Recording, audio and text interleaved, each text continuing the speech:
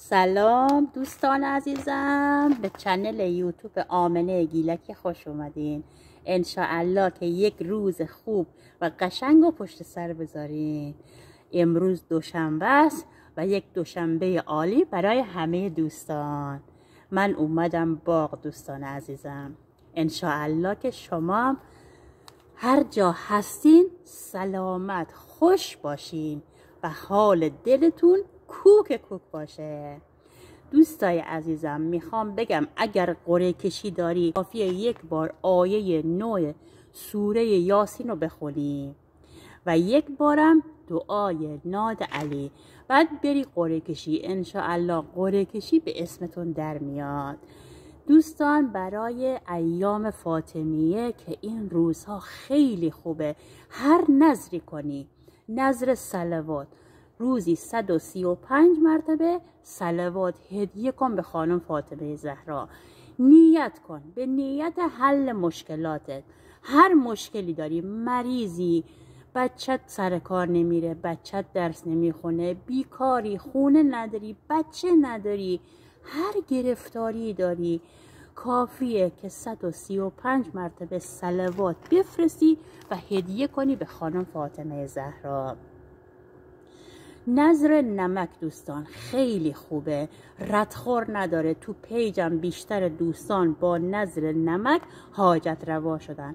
کافیه 5 بسته نمک بگیری، رو هر کدوم یک بار آیت الکرسی، 3 بار صلوات و 100 مرتبه بگی یا فاطمه زهرا. نمک ها رو نگه دار. روز شهادت خانم فاطمه زهرا که شد نمک ها رو ببر پخش کن. انشاءالله که حاجت روا میشی.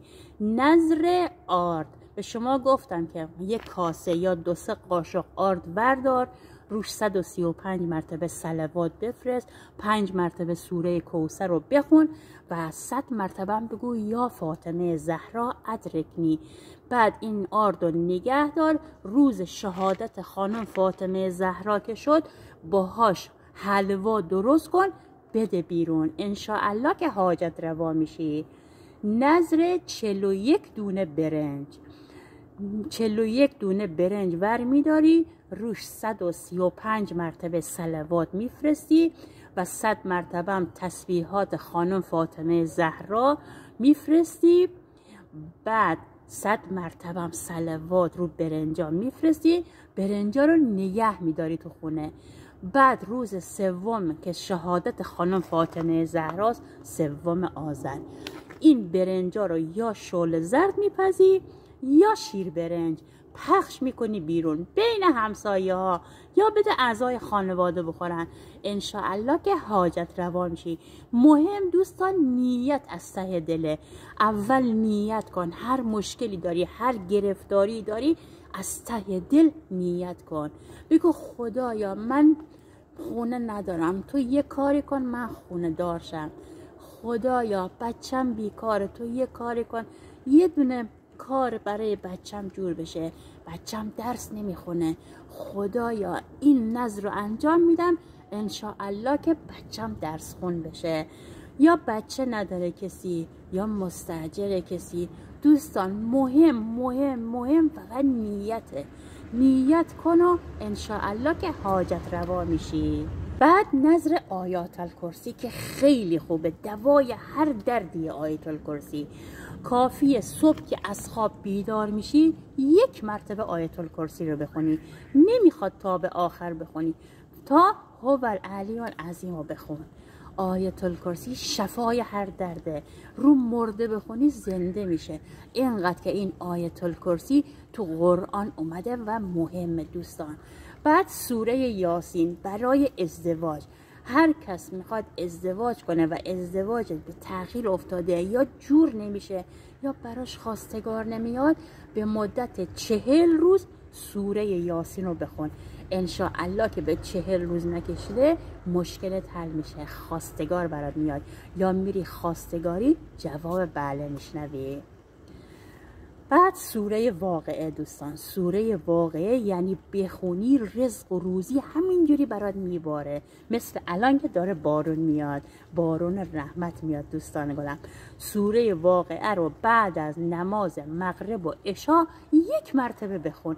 اینقدر شیرینه، انقدر شیرینه، انقدر دوست داری هر روز میخونی. فقط کافیه 1 روز بخونی، بعد ببین چجوری به دلت میشینه، همه رو تا ته میخونی. بعد سوره زاریات، اونم برای رزق و روزی فراوونه.